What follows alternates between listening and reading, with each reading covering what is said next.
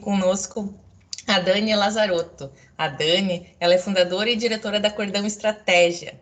Ela se formou em publicidade e ela é pós-graduada em branding. Tem mais de 10 anos de experiência como estrategista de marcas e comunicação. É referência no Rio Grande do Sul, tendo seu trabalho reconhecido com diversos prêmios, inclusive de melhor profissional de planejamento pela ARP em 2017. Foi presidente do Grupo de Planejamento do Rio Grande do Sul por 3 anos e é professora de cursos livres e pós-graduação. Há cerca de 2 anos, tornou-se empreendedora e fundou a Cordão, consultoria de clareza estratégica que vem desenvolvendo projetos para clientes como Agibank, Boticário, FreeSurf, PUC, Share, Tramontina, entre outros. Então, agora, amanhã é com a Dani e ela vai se apresentar mais um pouquinho. Bem-vinda, Dani. Obrigada, Thaís. Obrigada pelo convite. É um prazer estar aqui com vocês hoje, compartilhando um pouco do que a gente aprendeu com esse estudo Lições da Pandemia, que eu vou apresentar hoje para vocês. Eu já vou começar a compartilhar minha tela. Tá aparecendo. Tá aparecendo? Sim. Tá. E tá certinho? Tá tudo tranquilo? Tá tudo ok. Tá, então deixa eu botar aqui as minhas notas de apresentador. Dani, o único detalhe é que quando tu compartilha a tela no browser não aparece o teu vídeo, tá? Teu rosto desaparece, mas tudo bem, tá? Pode ser. O áudio tá super bom. Tá bom, ótimo, então. Melhor. Melhor que eu não apareça, aí vocês só me escutam. Então, gente, como a Thaís contou para vocês, acho que não tem muito a mais o que dizer sobre mim, assim, de apresentação. Eu sou fundadora da Cordão. A Cordão é uma consultoria que ajuda empresas a construir valor para os negócios dela através de branding, através da gestão de marcas. Quem chegou antes ali das apresentações me ouviu falando que eu comecei a estudar branding fazendo meu trabalho de conclusão de curso, e isso há alguns anos atrás, não vou dizer quantos, mas alguns anos. E acabei me apaixonando pela área, investi muito nesse setor, comecei a trabalhar como planejamento em agências de propaganda, que era a atividade mais próxima da gestão de marcas que eu tive acesso durante a minha vida profissional. Trabalhei anos como isso e, ao sair de agências de comunicação, eu comecei a me estruturar para a gestão de marcas mesmo com a Cordão. Então, eu vou contar para vocês um pouco hoje sobre esse estudo que a gente chamou de Lições da Pandemia.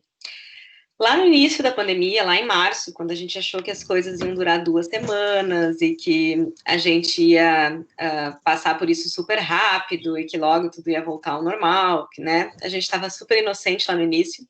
Começaram a surgir muitas pesquisas, né? As empresas estavam, assim, muito carentes de dados que ajudassem elas a tomar decisões, né? O que a gente faz agora? A gente abre, a gente fecha, a gente vai à falência? O que acontece com a gente a partir desse momento?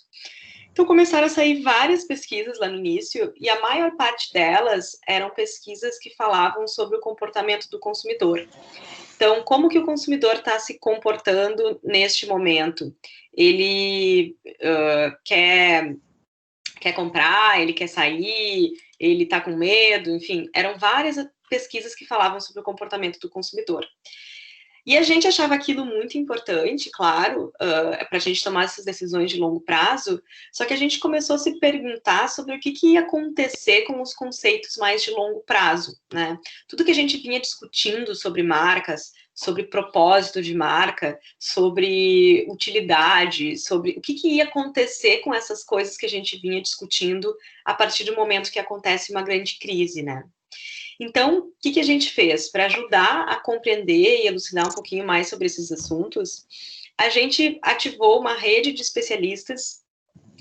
Quem foi nos congressos do Grupo de Planejamento deve conhecer essas pessoas de lá, porque a maior parte deles foram palestrantes do nosso congresso.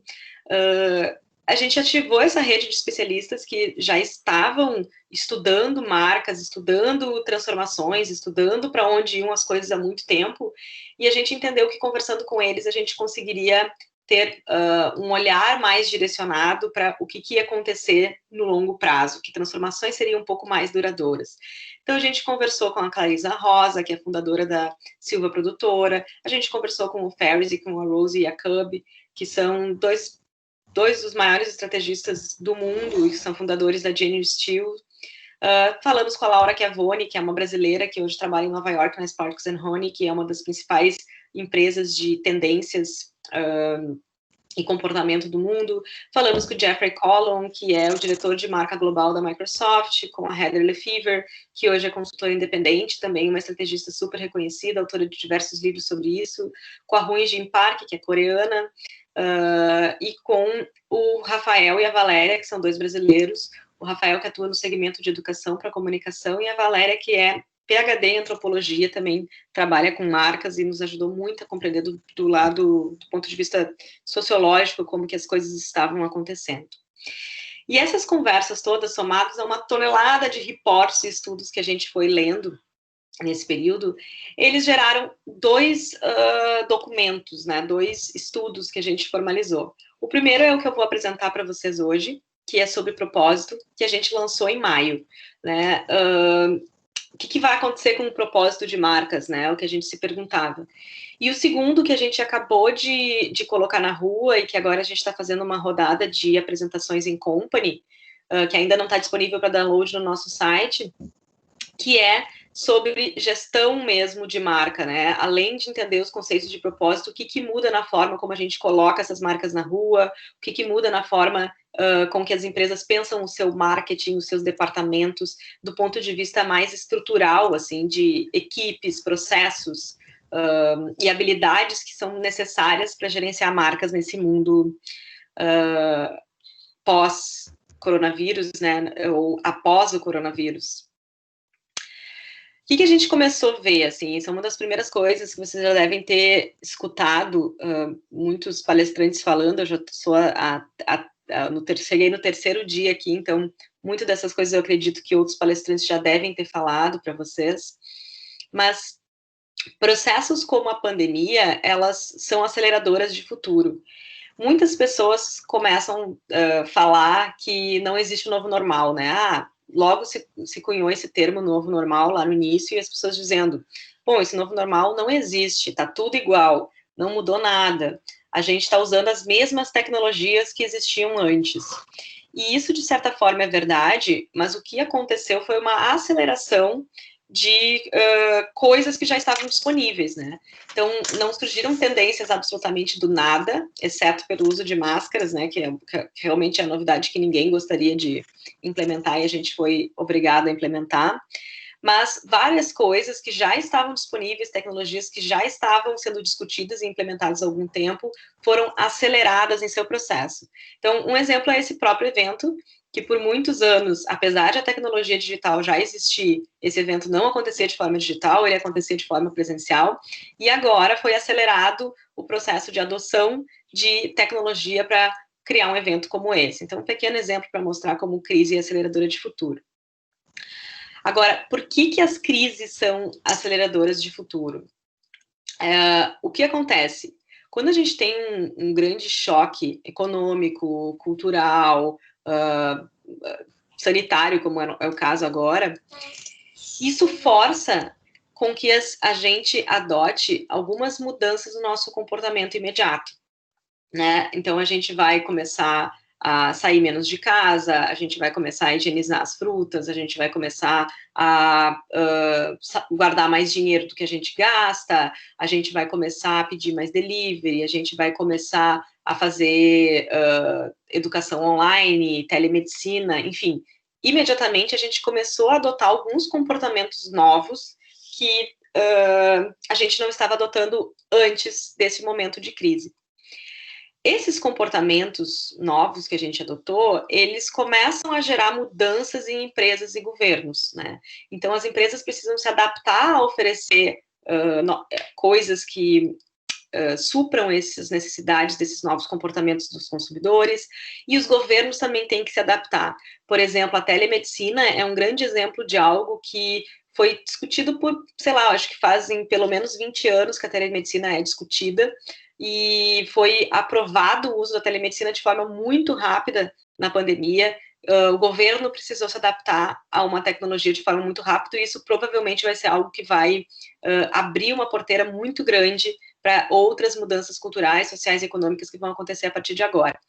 Então, a gente ainda não sabe exatamente quais vão ser essas mudanças mais duradouras, mas existem muitas pistas do que está para acontecer, do que vai ficar neste momento com a gente. E o que a gente começou a perceber sobre propósito, que foi um dos temas que a gente investigou com maior interesse junto aos nossos palestrantes, foi 3 aprendizados-chave que a gente começou a ver que isso iria acontecer a partir da pandemia. O primeiro aprendizado que a gente tem é que a gente começa a ver cada vez menos pessoas que são indiferentes a propósito, indiferentes à postura social das empresas. Então, isso que já estava sendo visto como algo muito importante para as empresas antes da pandemia, foi acelerado e se passou a ver que cada vez menos a gente ia ter consumidores que realmente não se importam ou que não pensam em propósito na hora de consumir uma marca.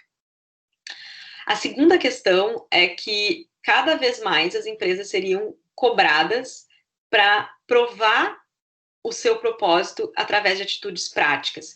Então, sair de uma questão de discurso e de uma questão inspiradora, que muitas vezes o propósito era visto como algo que deveria inspirar as pessoas, como uma comunicação emocional, mas como algo frequentemente colocado em prática através de atitudes. E a terceira questão é a necessidade cada vez maior de somar propósito com vantagens concretas e diretas de ordem funcional nos produtos e serviços.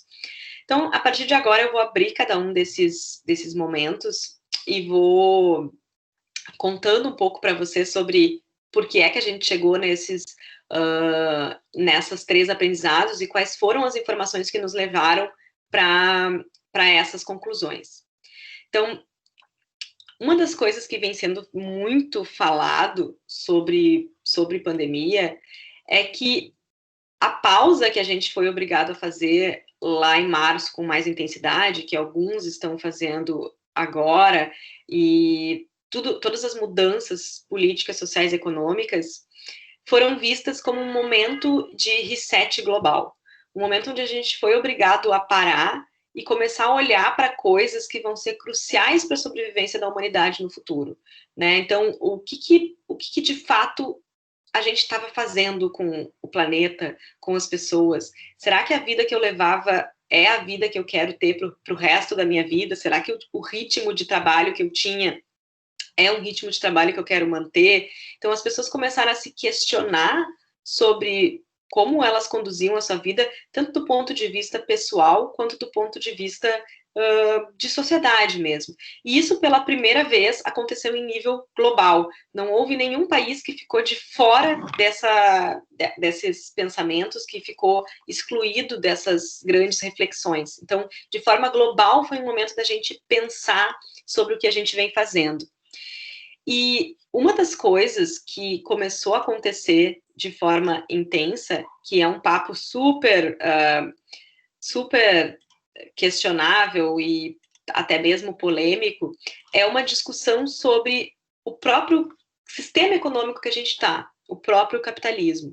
A gente começou a ver que, depois da pandemia, cresceu muito mais o número de pessoas que começaram a acreditar que o capitalismo é um sistema que faz mais mal do que bem para a sociedade.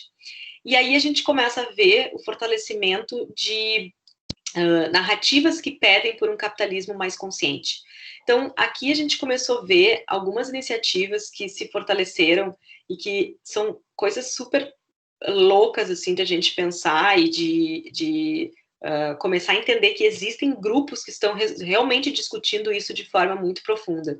Então, por exemplo, a teoria da rosquinha, a economia donut, foi algo que começou a ser implementado em Amsterdã depois da pandemia. Então, tem toda uma discussão sobre a economia donut, que é uma economia que se preocupa com o impacto social das empresas, que acredita que toda a produção precisa gerar maior impacto positivo para o planeta e para as sociedades. Então, isso foi algo que, de fato, foi implementado numa sociedade após as reflexões da pandemia.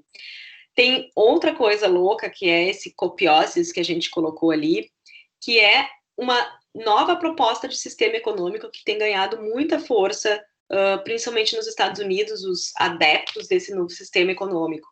Esse copioses, eu até convido vocês a jogar no Google, a entrar nesse site, porque eu poderia falar bastante tempo sobre isso, porque é uma das coisas mais loucas que eu já conheci e que já soube da existência, que é um sistema econômico completamente regulado por inteligência artificial.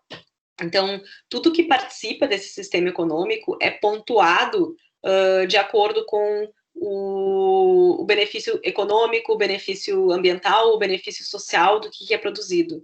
E todas as coisas custam o seu impacto naquela sociedade.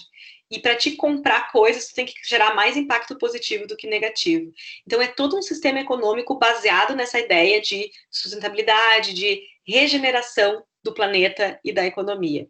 Então, muito tem sido falado sobre esse termo de, por exemplo, a economia regenerativa, que é a gente não sair de um...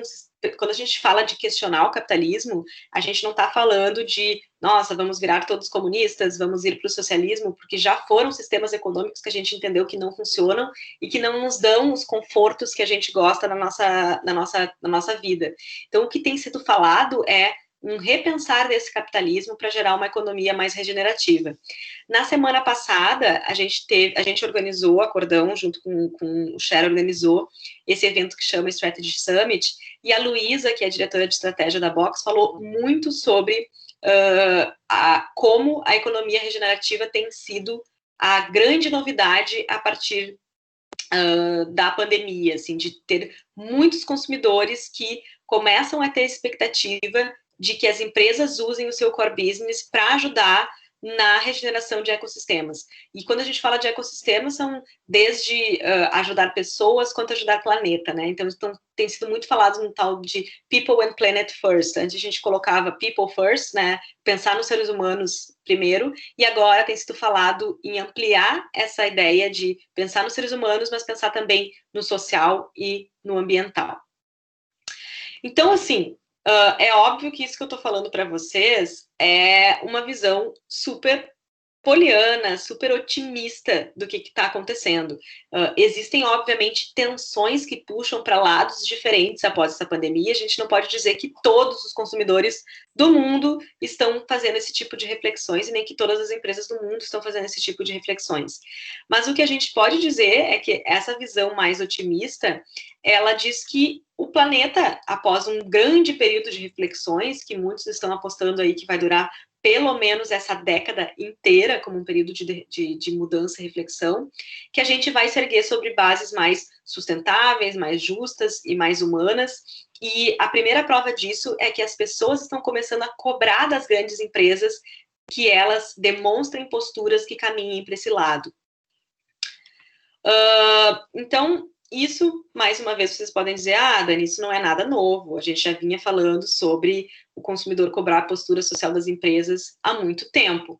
E sim, isso é verdade. Por exemplo, nessa pesquisa de 2018, a gente já observava que 2/3 dos consumidores acreditavam que suas ações de consumo, desde marca, xingar muito no Twitter, fazer N coisas, poderiam influenciar a forma como as marcas se posicionam de acordo com um tema de interesse. 2/3 dos consumidores é muita gente, né? Então, as pessoas acreditavam que elas tinham, sim, algum tipo de influência sobre as empresas. E isso, se a gente olhar num ponto de vista histórico, é uma grande novidade, porque o consumidor sempre foi muito passivo e não tinha realmente opção. A empresa fazia o que ela queria, porque ela era grande, porque ela era forte, porque ela era poderosa, e o consumidor aceitava aquilo porque ele não tinha poder de influência, não tinha poder de escolha. Agora, o que acontece? Isso vai se tornando mais forte porque antes da pandemia a gente tinha pautas super pulverizadas. Então, cada um se preocupava com uma coisa diferente.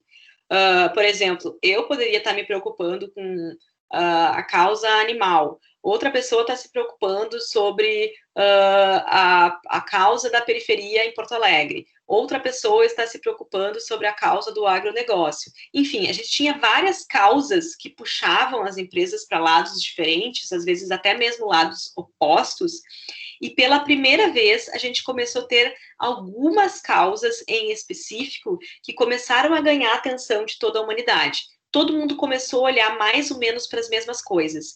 É como se a pandemia tivesse tirado algumas sujeiras debaixo do tapete e provocado uma reflexão global sobre elas. Então, por exemplo, relações de trabalho. A maior parte das pessoas, em nível global, teve seu trabalho afetado de alguma forma. Redução de jornada, redução de salários, serem obrigados a trabalhar em ambientes insalubres, colocar a vida em risco. Então, a gente começou a discutir muitas coisas sobre relações de trabalho. Outra discussão muito frequente é o acesso à saúde. No Brasil, a gente já tem o SUS, que dá acesso à saúde universal para as pessoas, mas em países em que não tem acesso à saúde tão amplo e gratuito como é no Brasil, o acesso à saúde começou a ser muito discutido. Quando 100% das pessoas têm sua saúde em risco e as pessoas, às vezes, acumulam dívidas de milhões para se tratar de uma pandemia, que é um problema social global, a gente começa a discutir sobre isso. A desigualdade social e racial foi algo muito discutido também, quando a gente começa a ver que entre as pessoas que morrem do novo coronavírus, a maior parte dessas pessoas são pessoas pretas ou pessoas em situação de classes econômicas mais baixas. A gente começa a discutir muito também sobre o senso de coletividade, ou seja, o que adianta eu usar máscara se o meu colega não usa? O que adianta eu respeitar o isolamento social se as pessoas estão todas na rua fazendo festa? Além de questões políticas e de sustentabilidade. Essas questões, elas passaram a ganhar a maior atenção nesse momento. Outras causas sendo importantes para alguns públicos, mas todo mundo começou a discutir com mais energia todas essas causas. E o que acontece? Por que isso vai fazendo com que as pessoas comecem a se preocupar mais com o propósito? Quanto maior é o impacto pessoal de uma causa na vida das pessoas, maior é o reflexo dessa causa no meu consumo consciente. Então, quanto mais eu me importo com algo, mais eu tendo a direcionar as minhas escolhas de consumo para favorecer essa causa. A Heather falou muito sobre isso pra gente, porque quando a gente fala, o consumidor, quando vai comprar iogurte, ele não pensa sobre se aquele iogurte tem propósito ou não tem propósito. Beleza. Mas se ele ativamente sabe que aquela marca de iogurte, ela está agindo contra um valor que ele acredita muito, pode ser sim que ele faça a opção por outra marca de iogurte naquele momento. Então, aqui a gente começa a ver, ela fala, os consumidores, eles não podem se importar com todas as causas que existem. É humanamente impossível, a gente não consegue ter tempo e espaço mental para se preocupar com todas as causas que existem no mundo, que são legítimas, mas que a gente não consegue se preocupar. Então, para aquelas causas que pessoalmente têm mais valor para a gente, ou que nos impactam com mais força na nossa vida, o propósito da empresa, ele passa a ser mais importante. E para os casos que a gente não tem tanto impacto, isso passa a ser menos importante do que resolver um problema. Para explicar um pouquinho mais isso, a gente desenhou um modelo de quadrantes que explica essa relação entre o impacto pessoal de uma causa e como o consumidor se porta com relação às empresas. Então, nesse quadrante, a gente começa a olhar, por exemplo, na vertical, eu tenho o quanto eu me identifico com uma causa, com um valor, quanto alguma coisa é importante na minha vida, quanto eu acho legal. E para a esquerda, ali na horizontal, eu tenho o quanto essa causa impacta diretamente na minha vida, quanto eu me sinto prejudicado pessoalmente ou beneficiado pessoalmente por um comportamento como aquele. Então, nesse momento, a gente começa a ver que eu posso ter empresas que eu sei que não contribuem para uma causa que eu acredito, então elas estão ali embaixo, em rejeição ou indiferença. Eu posso rejeitar ativamente essa marca quando aquilo que essa empresa representa impacta muito na minha vida pessoal. Então, por exemplo, eu sou uma pessoa que acredita muito na causa animal. Eu amo muito os animais, eu acredito que o ser humano precisa respeitar os animais, enfim, um exemplo. E eu fico sabendo que uma determinada empresa, ela foi acusada de maus tratos aos animais. Quando eu realmente acredito naquilo e eu realmente me importo, eu passo a rejeitar empresas que têm uma postura contra isso e endossar marcas que têm uma postura a favor. Agora, quando eu não tenho tanto impacto pessoal, por exemplo, eu acredito que as pessoas têm que realmente respeitar os animais, mas eu não sou uma ativista disso, eu não me importo realmente com isso, eu não quero saber no que está acontecendo. Então, eu vou ser indiferente às marcas que desrespeitam os animais e vou admirar aquelas que respeitam, mas talvez eu não transforme a minha admiração, esse meu respeito em consumo. O que aconteceu com a pandemia é que a gente começou rapidamente a deslocar da esquerda para a direita coisas que a gente se importava. Então, assim, talvez eu não me importasse tanto sobre relações trabalhistas antes da pandemia, mas a partir do momento que o meu salário é reduzido, que eu sou posto em risco, que eu começo a ver o meu marido, os meus amigos irem para a rua sem seus direitos pagos, eu começo a me preocupar com isso e dizer, peraí, como é que essas marcas estão tratando os seus consumidores? Então, uma coisa que sai de indiferença pode sair rapidamente de rejeição. E uma coisa que antes eu só admirava empresas que tinham uma postura, pode ir rapidamente para endosso. Então, teve várias marcas que antes tinham uma imagem de marca muito bacana, mas que, de fato, isso não se consolidava para consumo e passaram a ser marcas que tiveram um maior crescimento ao longo dessa pandemia. Então, um exemplo disso, agora já ninguém lembra disso, e foi algo que passou muito rápido, mas um exemplo disso é a Gabriela Pugliese. Por quanto tempo a Gabriela vinha sendo questionada pelas atitudes que tomava, ouvia tentativas rápidas de cancelamento da Gabriela. E lá no início da pandemia, quando as pessoas realmente estavam super importadas em fazer isolamento social, distanciamento social, quando ela postou que estava fazendo uma festa com as suas amigas, as pessoas ficaram revoltadíssimas com aquilo. Então, algo que a gente antes tratava com indiferença, naquele momento teve muito impacto na vida das pessoas e elas começaram a rejeitar a Gabriela. Então, quem tratava ela com indiferença, quem passava pano para as coisas que ela fazia antes, disse, opa, agora eu não vou mais passar pano, você passou dos limites, porque com isso que você está fazendo agora, eu me importo. Então, surgiram iniciativas como essa, por exemplo, que chama Eles Ajudaram, que é um site onde você coloca o nome de uma empresa ou de uma celebridade, de um influenciador, e começa a ver qual a postura dessa empresa ou influenciador com relação a causas importantes. Por exemplo, distanciamento social, coronavírus, o Black Lives Matter, a causa LGBTQ+, enfim, como que as empresas estão se portando com relação a causas. Então, se existe um site onde você pode verificar como que as empresas estão se portando, isso é um indício muito claro de que os consumidores querem consultar algumas coisas e começam a ter acesso a instrumentos que digam qual é a postura social das empresas antes que elas possam, de fato, consumir daquelas empresas. E também trabalhar para elas, né, que é um grande desafio das empresas hoje também é atrair funcionários que sejam qualificados e que tenham interesse e desejo de trabalhar nas empresas. E outra questão que é importante aqui é que a relação com o tempo das pessoas, ela também começa a se alterar. As pessoas começam a ter muito mais pressa.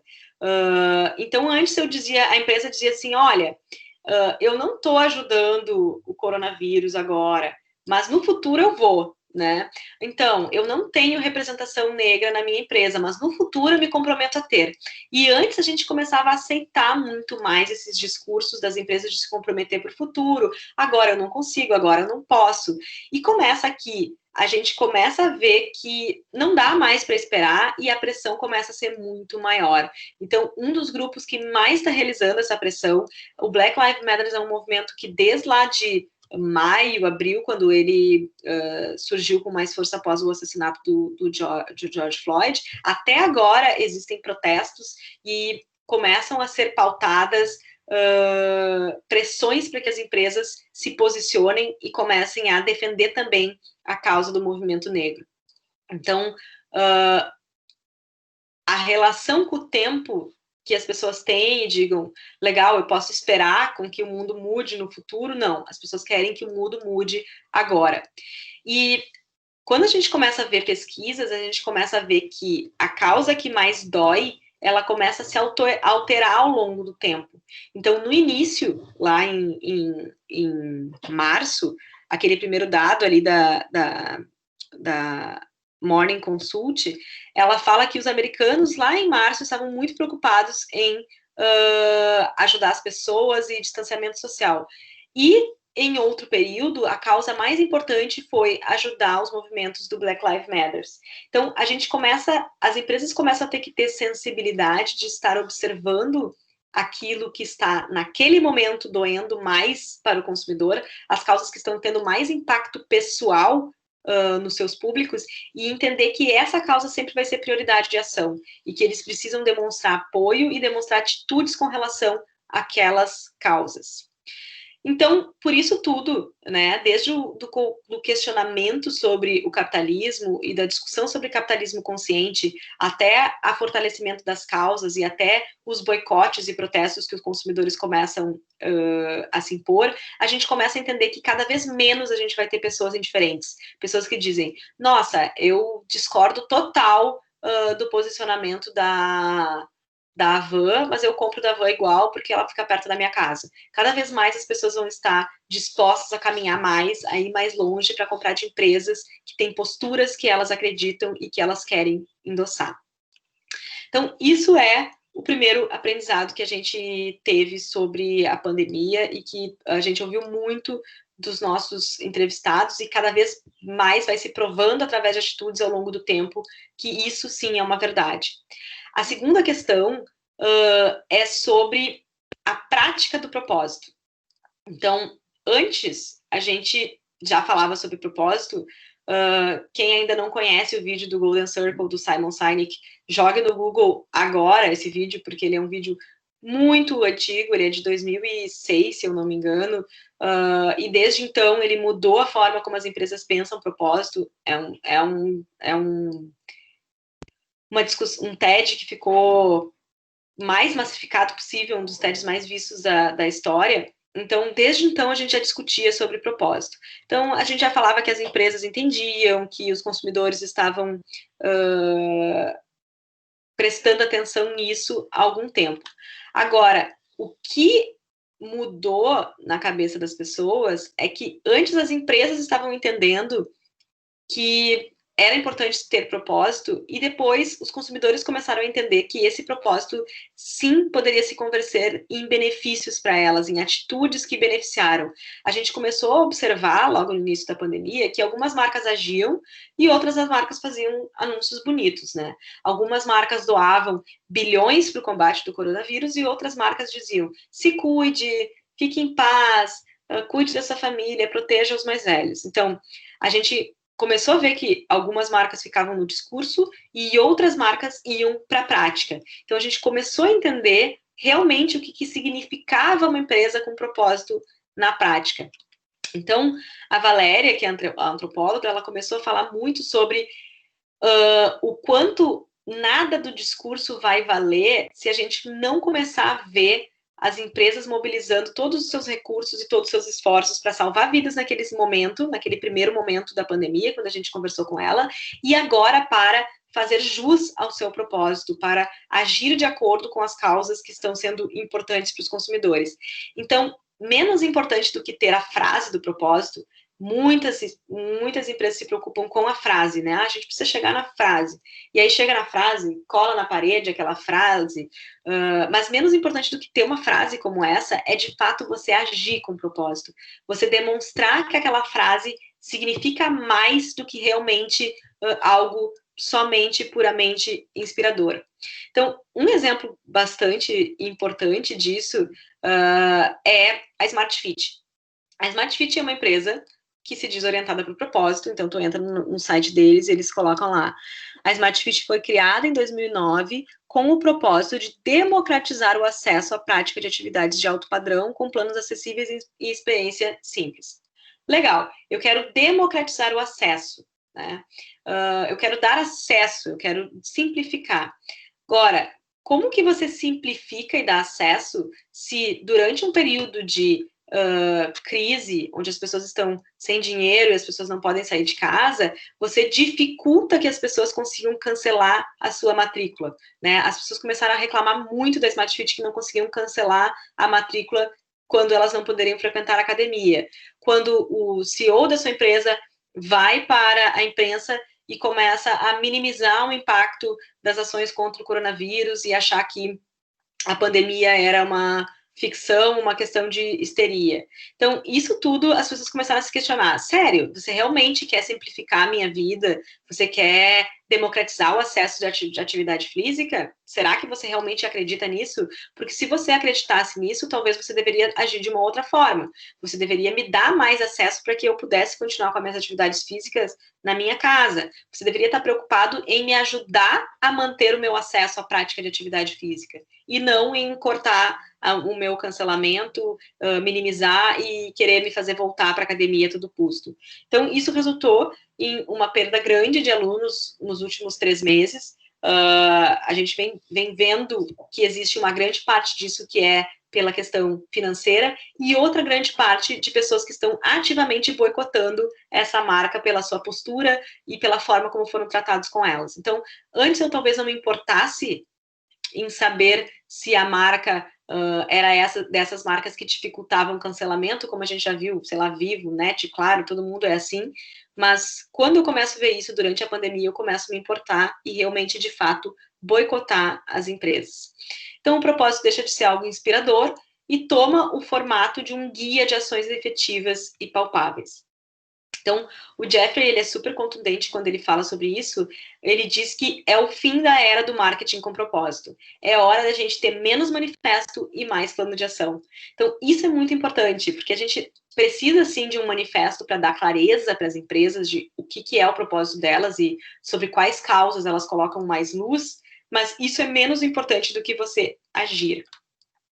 E isso requer também um olhar diferente sobre verba publicitária. Antes a gente tinha uma ideia de que o marketing ele era todo pautado em discurso. Então as verbas de marketing, elas eram praticamente verbas de produção e mídia. E hoje em dia, as verbas de marketing, elas têm que ir muito além do que verbas de produções e mídia, porque às vezes o que você tem que fazer é reestruturar um departamento, reestruturar uma forma de contratação, oferecer ajuda para um desastre, enfim, sai dessa ideia de que o marketing serve só para produzir mensagens e começa a entrar na ideia de que o marketing precisa produzir ações que as pessoas percebam o propósito das empresas.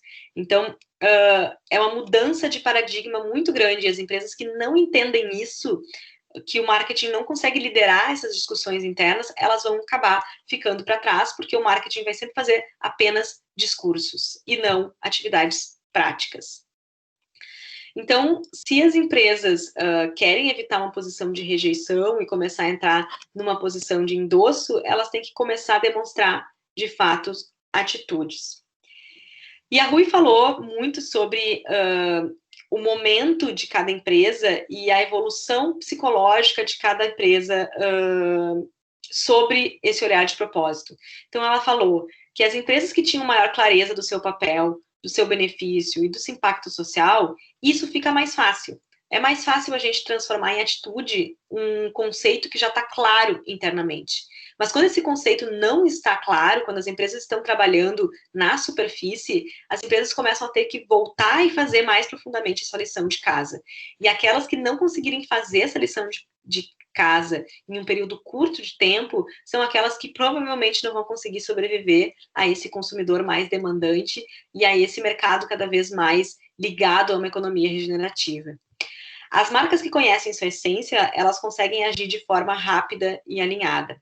Então, a gente não tem tempo para discutir uma ação profundamente em todas as hierarquias da empresa. Chegou um momento que as empresas precisam agir com agilidade, e a gente vai falar muito disso no segundo report da nossa série, que agora a gente está fazendo rodada de apresentação em company, mas a gente fala muito sobre a habilidade de agilidade, e a clareza do seu propósito é a primeira etapa para dar esta habilidade de agir de forma rápida. Então, por isso, o branding tem sido uma das estratégias mais importantes pós-pandemia. Quando tem uma pesquisa do Gartner, que todo ano ele pergunta para todos os CMOs, que são os Chief Marketing Officers no mundo todo, sobre o que são os investimentos mais importantes daquele ano para eles, e pela primeira vez o branding se tornou o investimento mais importante. Ele saiu lá do fim da lista, que é o fim das prioridades, a coisa menos importante a se pensar agora, para o topo das prioridades, como a coisa mais importante a se pensar agora. Por quê? Porque o branding começou a estruturar o propósito das empresas, começou a dialogar com esse consumidor mais demandante e, principalmente, começou a dar autonomia para que os colaboradores agissem de forma rápida. Ele é capaz de oferecer clareza interna. Então, o branding começou a sair de uma ferramenta que conversava com os públicos externos e passou a ser um modelo de gestão, que é quando essa proposição de marca e esse propósito, ele é capaz de orientar decisões de forma consistente com foco no valor de marca. Ou seja, mais do que orientar a minha identidade visual e do jeito que eu falo, ele começa a orientar também as minhas atitudes. Um exemplo disso é a postura que a Magazine Luiza teve durante a pandemia, que foi uma das marcas que cresceu mais tanto em valor de mercado quanto em vendas. O propósito da Magazine Luiza sempre foi de democratizar e digitalizar o brasileiro, né? Eles queriam que o brasileiro tivesse mais acesso a ferramentas digitais. Diferente do exemplo da Smart Fit, que isso ficou só no discurso, a Magazine Luiza foi muito rápido em colocar plataformas no mercado que, de fato, ajudassem o brasileiro a se digitalizar no momento que ele mais precisava. Então, essa plataforma parceiro Magalu nada mais é do que um marketplace, mas eles conseguiram fazer com que esse marketplace desse acesso a um e-commerce para pequenas empresas que não teriam outras formas de continuar vendendo online. Então, isso é um exemplo muito claro de como a gente tira um propósito de um discurso bonito, de um filme de 2 minutos no intervalo do Fantástico, com uma trilha emocionante e com uma câmera desfocada e uma locução pastosa, para uma atividade que, de fato, entrega valor para as pessoas e que as pessoas dizem, nossa, realmente, de fato, a Magazine Luiza se preocupa com o meu acesso e ela está preocupada em ajudar quem está precisando nesse momento. Então, isso é o segundo aprendizado, né? Que as marcas precisam converter o seu propósito em atitudes práticas. Agora, o terceiro aprendizado, ele é um aprendizado que mostra o quão complexo é o nosso sistema de marketing e como as coisas, muitas vezes, elas são quase antagônicas, quase tensionadas entre dois polos diversos. Então, esse terceiro aprendizado fala muito sobre, além de você ter um propósito claro e demonstrar atitudes práticas, isso começa a ter menos valor se você, além disso, não tiver vantagens claras e concretas do ponto de vista prático. Então, como eu acabei de comentar, manter-se relevante socialmente, ele cada vez vai ser mais importante para a gente criar um saldo emocional e fazer com que as pessoas se importem com a reputação da marca, mas ele acaba se tornando um dos pontos da equação, um ponto muito importante, mas as empresas não podem deixar de pensar que a utilidade que elas oferecem para o consumidor, ela tem sido decisiva em momentos de escolha de compra.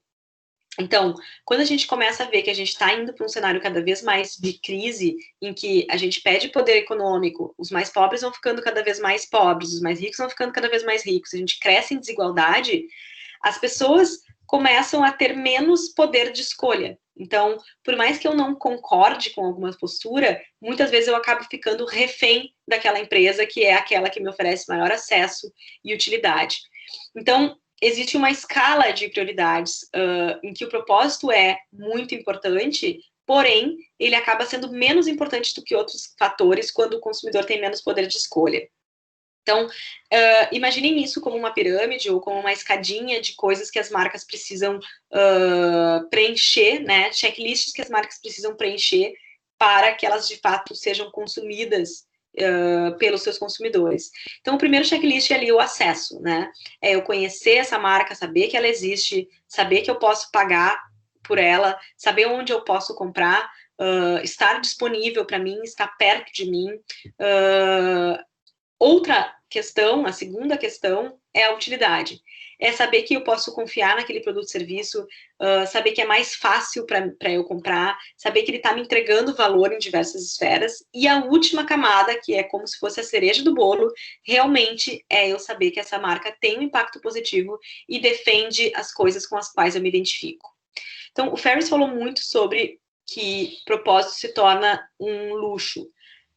O consumo ético é um privilégio, é um luxo. Ele sempre falou muito sobre isso. Então, apesar da gente ver como muito importante, são de fato poucas pessoas, em uma escala global, aqui a gente está falando de milhões de pessoas que estão abaixo da linha de pobreza, né, bilhões de pessoas até, que têm o luxo de poder fazer escolhas pautadas pelas suas crenças. Então, a gente começa a ver novamente alguns quadrantes que começam a se desenhar na relação entre o quanto eu acredito no que a empresa oferece e o quanto essa empresa me oferece de fato utilidade e acesso, que são as coisas mais importantes do ponto de vista funcional.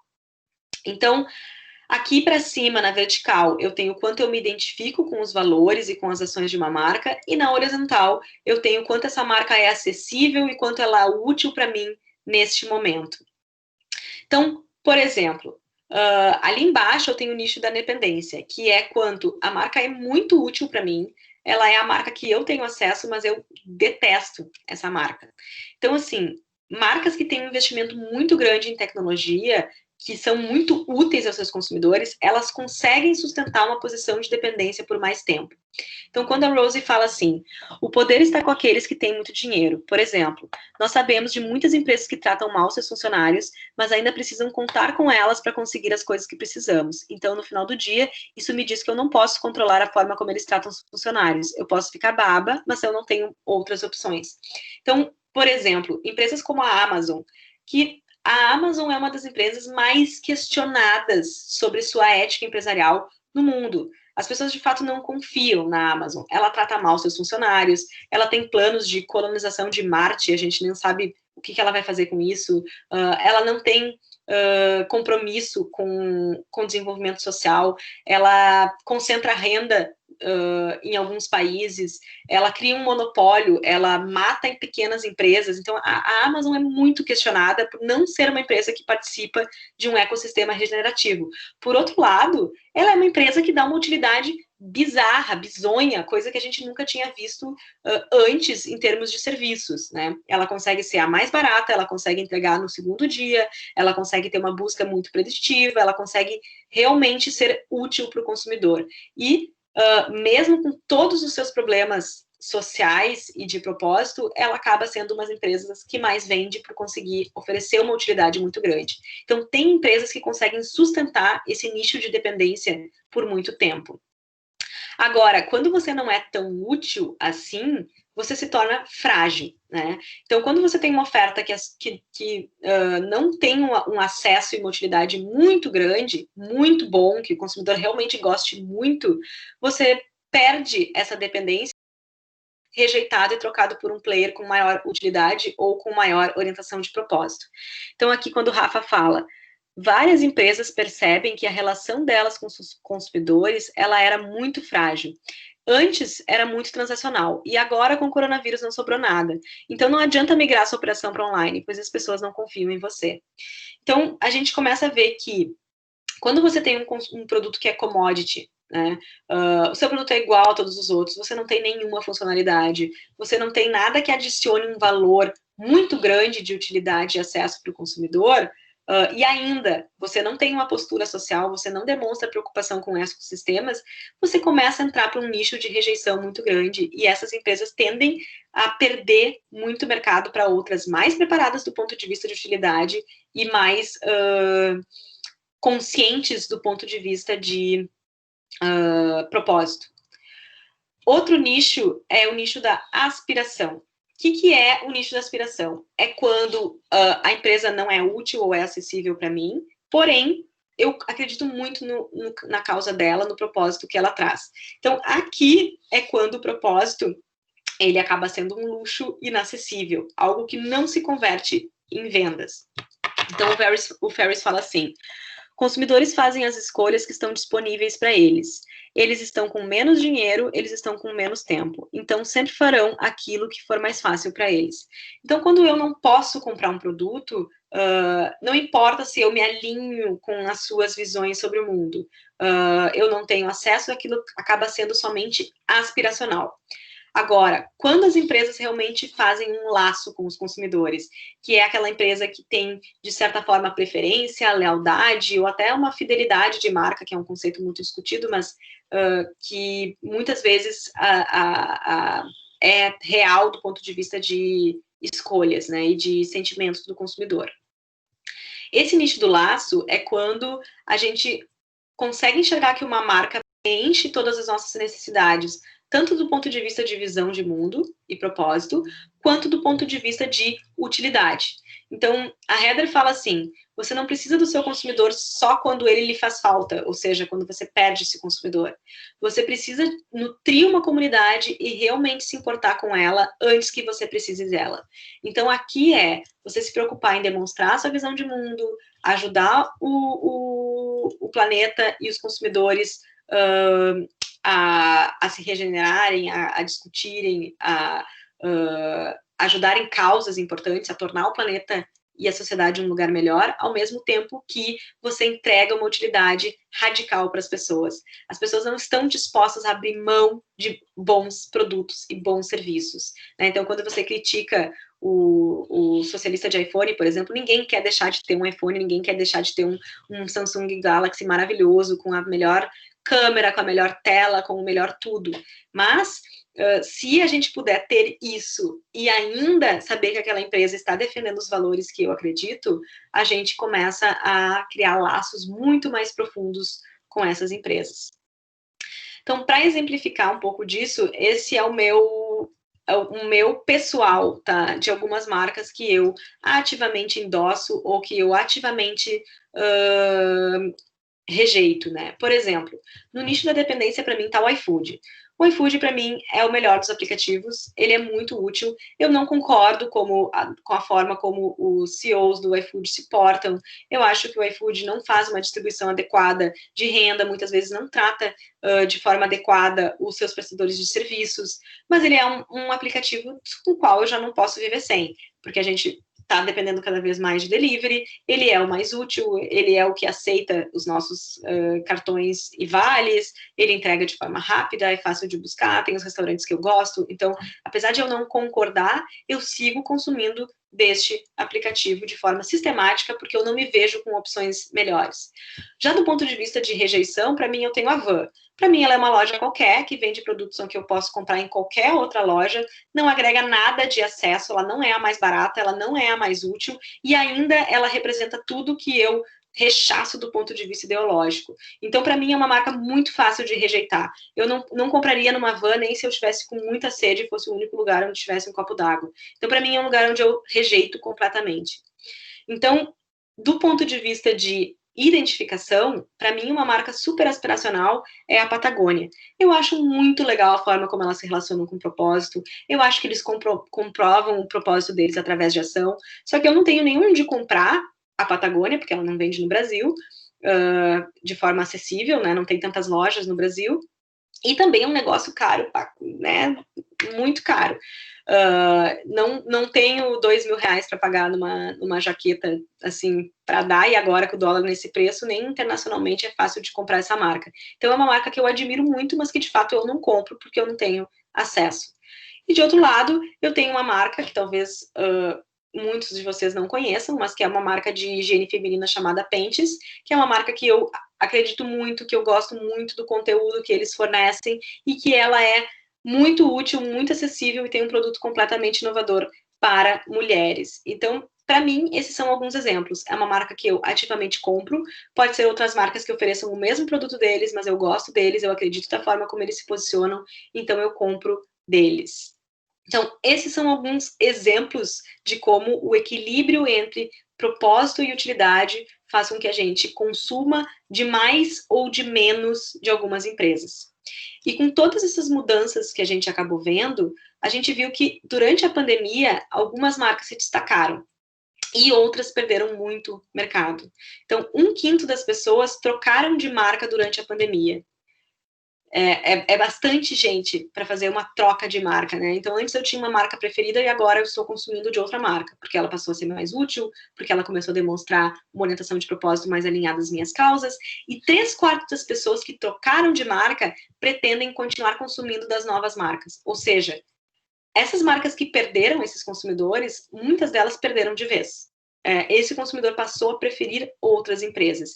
E isso é um movimento que vai se tornar cada vez mais comum, e é por isso que as empresas precisam internalizar esses aprendizados logo, para que elas comecem a entender a importância desse propósito, de como elas podem converter isso em ação, sem abrir mão de um olhar para a utilidade e a entrega de valor para o consumidor muito intensa.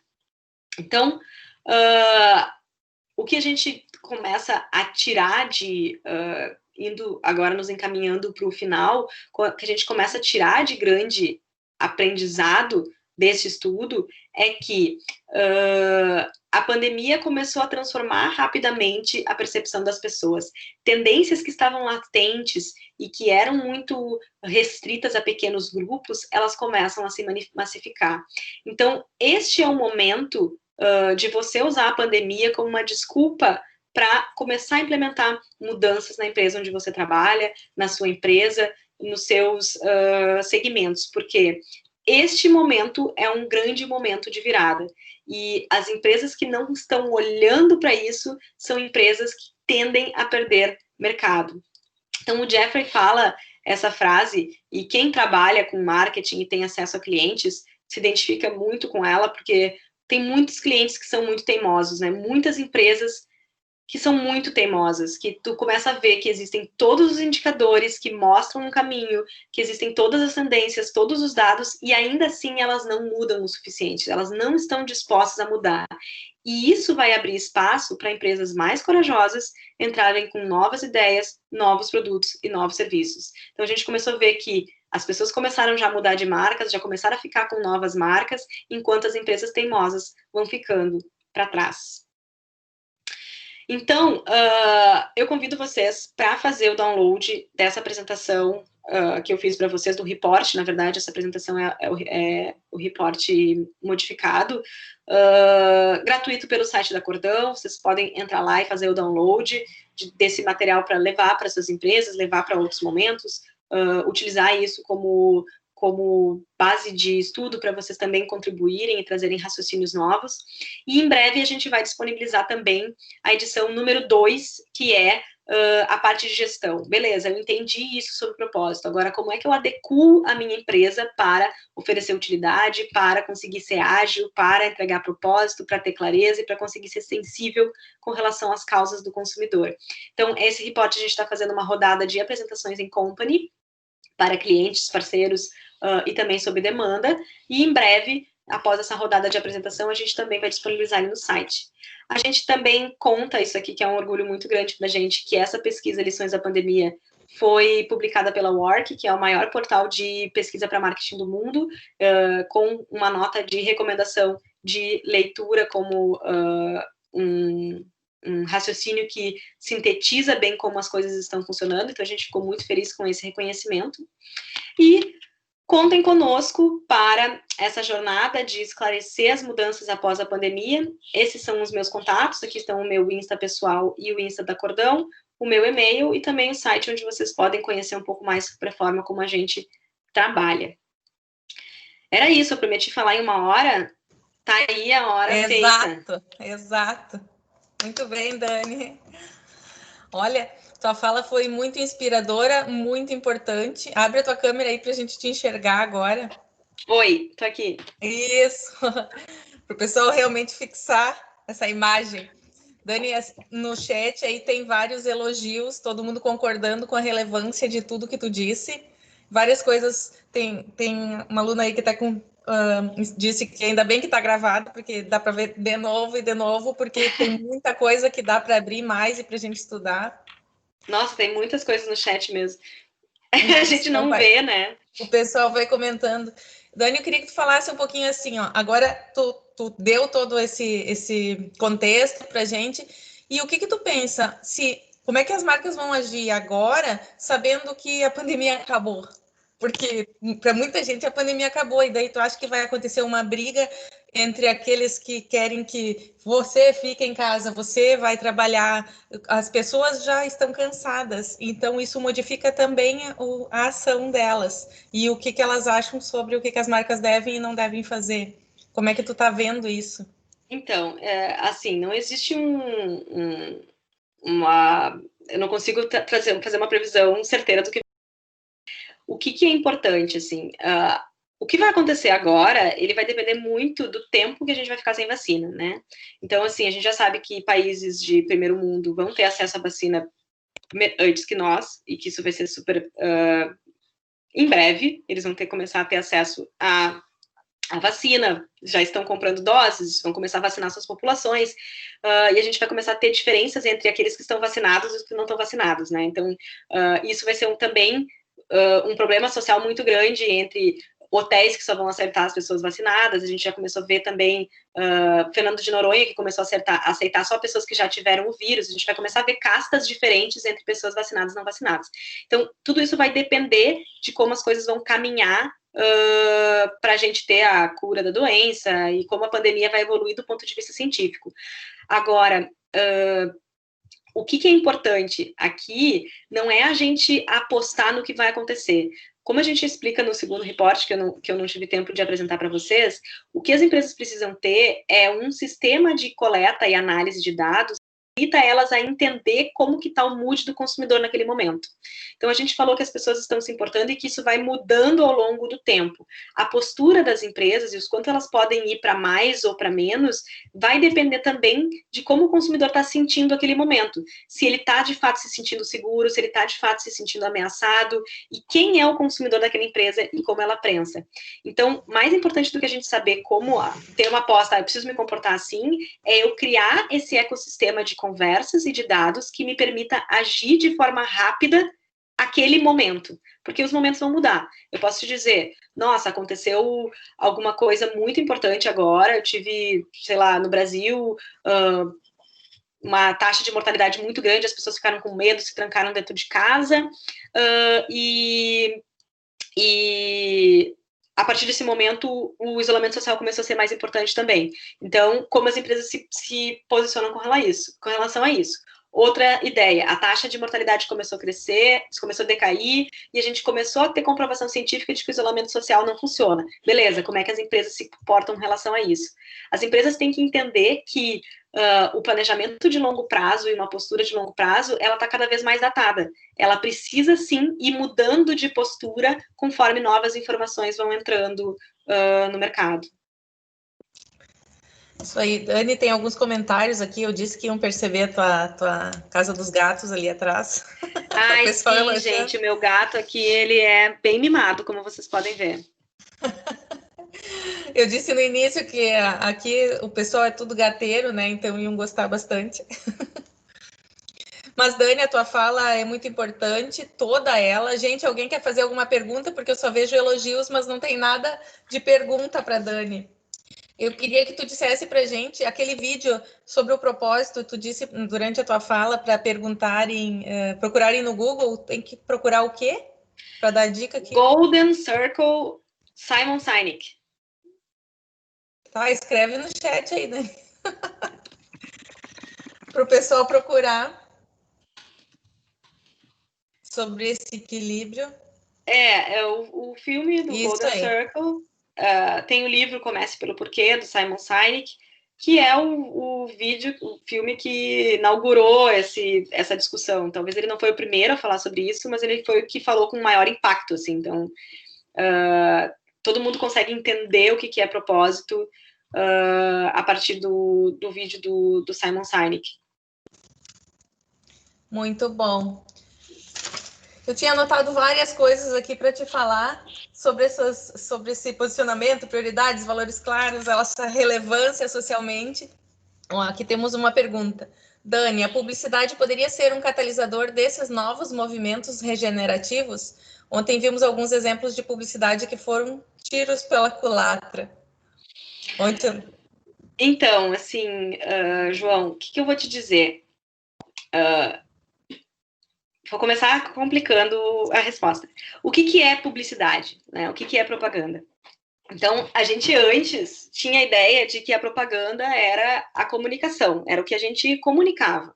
Então, a propaganda era um filme, a propaganda era um anúncio de revista, a propaganda era, enfim, a propaganda eram coisas intangíveis, meios e mensagens que aconteciam através da mídia, né?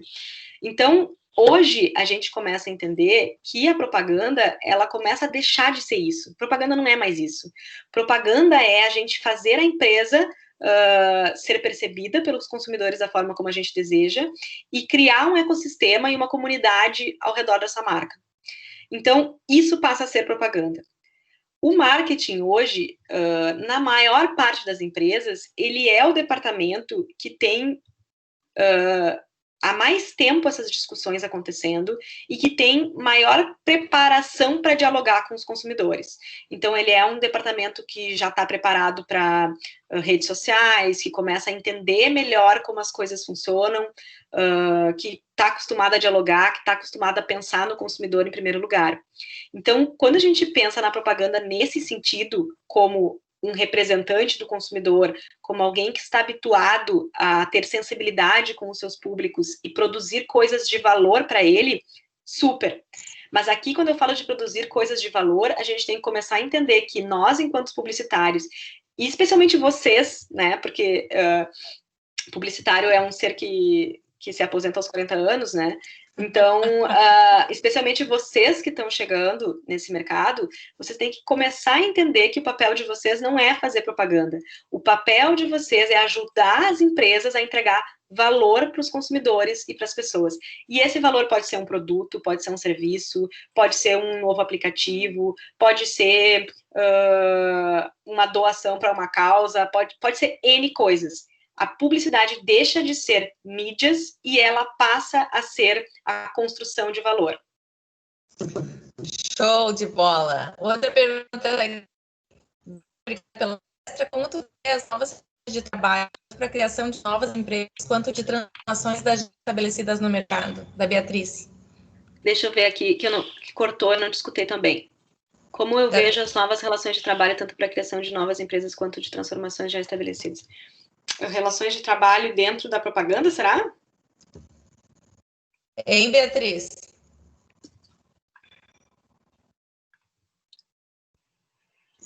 Tá cortando, gente? Tá. Eu vou sair falando sobre relações de trabalho, então. Tá. Da estrutura de trabalho.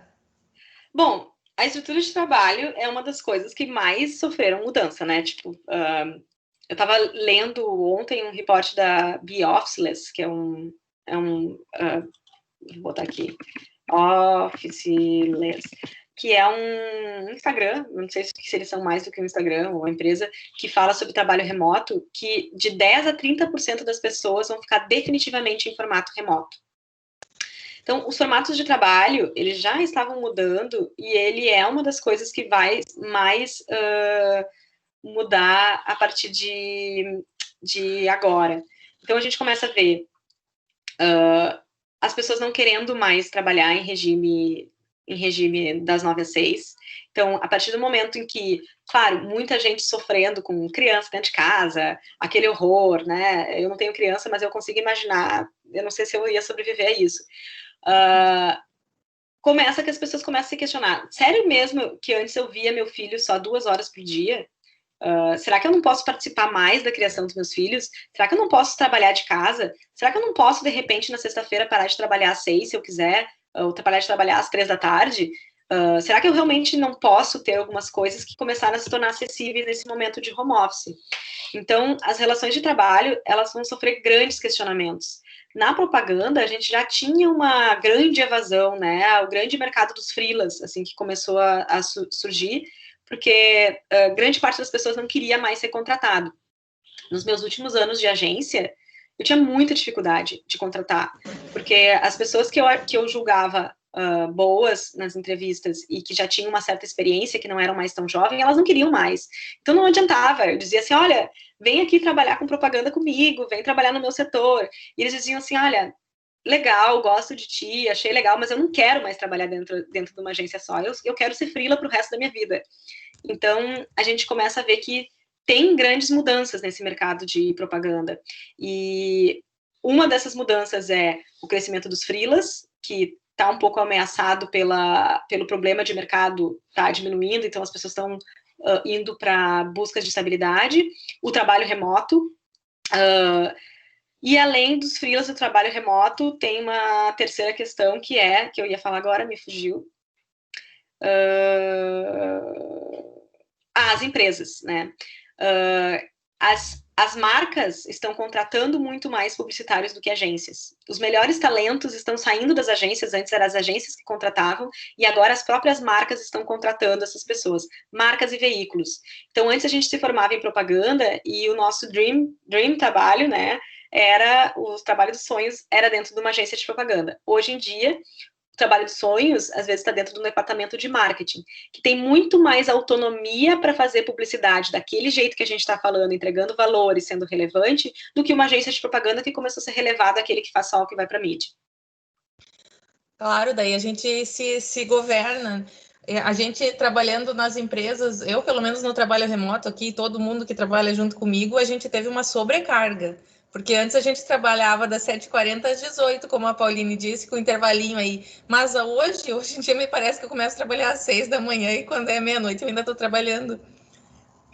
Porque a gente tem tanto mais coisa para fazer, tanta mais carga, que mesmo que a gente esteja de Havaianas, trabalhando aqui, coloca uma parte mais bonita em cima e embaixo fica de pé descalço, a gente não perca o tempo do trabalho, parece que a gente continua trabalhando. Então, tem aquela coisa de, é tão bom o trabalho remoto, a gente tá com a família, a gente tá com as coisas, mas também a gente tem aquela ânsia de sair, de ter os intervalos que a gente tinha antes e que agora a gente não tem mais. Mas isso vai passar, Thaís. Eu acho que esse é um processo pelo qual todo mundo passa, porque eu tô até de pé descalço, não tenho nem o que mostrar. A gente trabalhar remoto é um aprendizado, né? E eu acho que todo mundo que começa a trabalhar remoto passa por esse momento, talvez se vocês não trabalhassem remoto antes, de mergulhar no trabalho, e tudo é trabalho, não posso me dar o luxo de sair. E eu acho que vai chegando um momento, eu passei por isso também quando eu comecei a trabalhar remoto, que a gente começa a dobrar a curva, né? E começar a entender que o trabalho remoto nos dá liberdade, ele não nos prende. Então, se eu quero caminhar um pouco às 2h para pegar um sol, eu vou. Então, eu acho que tudo é um aprendizado. E tanto as empresas quanto as pessoas vão ter que começar a entender o que é o trabalho remoto, curtir os benefícios dele e mudar essa postura, porque isso é insustentável. Vai chegar um momento que tu vai se questionar e tu mesmo vai colocar teus limites e aprender a trabalhar dentro desses limites, assim. É todo um aprendizado, assim. Eu passei por isso também e hoje eu já sou aquela pessoa que consigo total fechar o meu computador e dizer acabou o trabalho, não vou mais fazer. Tipo assim, acabou. Ai, parabéns pra ti. Não, eu super fecho, assim, tipo, claro, às vezes a cabeça continua pensando, mas tiro da frente a tela, sabe? Por mais que eu fique pensando nos problemas, que é inevitável, antes a gente fazia isso mesmo quando a gente não trabalhava remoto, mas tiro da minha frente, porque senão você perde a saúde. Se você não tiver saúde, você não consegue trabalhar. É verdade.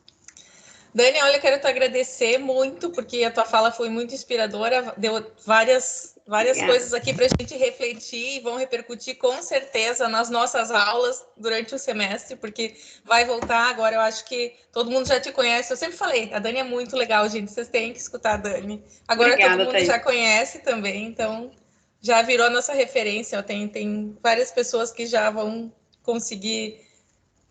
Vão te seguir e vão ver que tu tem muita coisa para contribuir aí. É uma publicitária de respeito. A Thaís me conhece desde quando eu era chaveirinho da minha irmã, né?